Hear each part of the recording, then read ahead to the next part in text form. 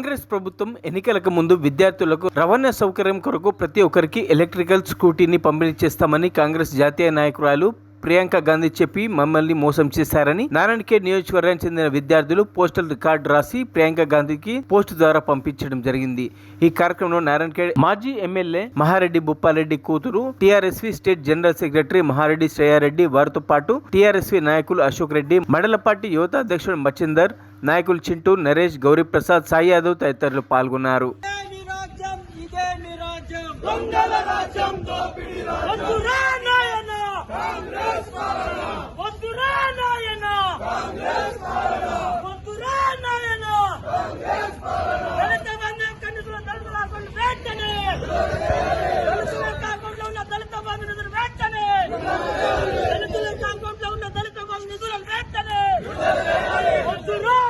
అందరు సమానంగా ఉండాలి, అందరి కొరకు కలిపి ఇంటిగ్రేటెడ్ స్కూల్ మంజూరు చేసామంటాం.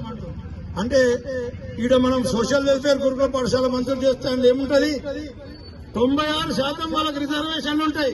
కేవలం దళితులే చదువుకోవడానికి అవకాశం ఉంటుంది, ఇంటిగ్రేటెడ్ లెవెల్కి అవకాశం ఉంటుంది, అందరికి అవకాశం ఉంటుంది. దళితులకు ఛాన్స్ దొరకదు. ఎందుకంటే వాళ్ళు కోచింగ్ పోతారు, ఉన్నోళ్ళు పైసలు ఉన్నోళ్ళు కోచింగ్ పోతారు, కష్టపడతారు, వాళ్ళే సీట్లు కొట్టుకుపోతారు, వీళ్ళకి వచ్చేదేం లేదు.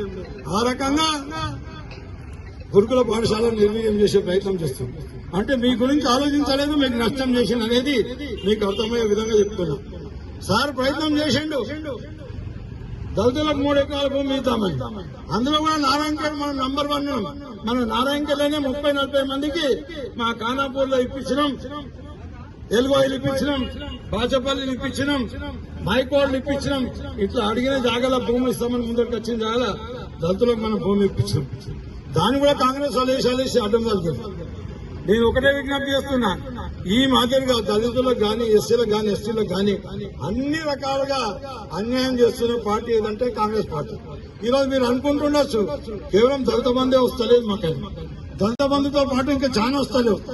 ఏమేమి వస్తలేవు, ఒకవేళ పెన్షన్లు మన విడోస్ ఉంటారు, విడోస్ పెన్షన్ ఇస్తే మీరు కూడా 18% పాపులేషన్ మీకు రావా,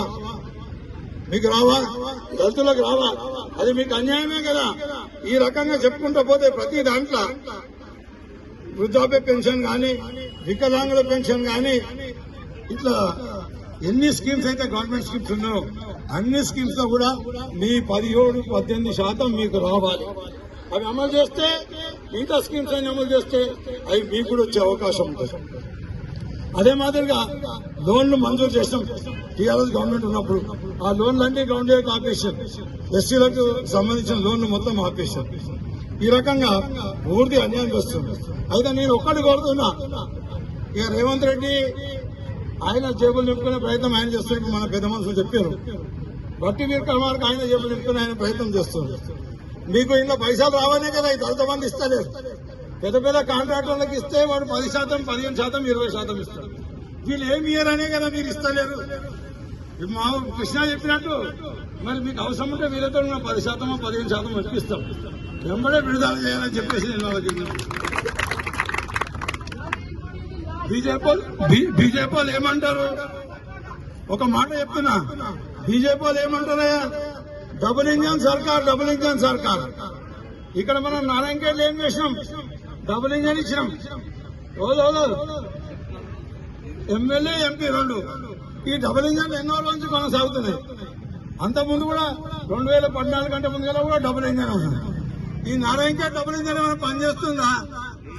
అక్కడ వాళ్ళు పర్సంటేజ్ల కొరకని వాళ్ళు మాట్లాడితే, ఇక్కడ వీళ్ళు పర్సంటేజ్ల కొరకని వీళ్ళు మాట్లాడుతున్నారు. మీరు డబుల్ ఇంజన్ మిమ్మల్ని గెలిపించిన ప్రజలు నమ్మి. కాబట్టి ఈ ఎమ్మెల్యే సంజయ్ రెడ్డి గారికి, ఎంపీ సురేష్ షెట్కర్ గారికి ఈ దళితుల అభ్యున్నతి కొరకని కృషి చేయాలి. మీరు పోయి మరిన్ని అప్డేట్స్ కోసం మా ఛానల్ ని సబ్స్క్రైబ్ చేయండి.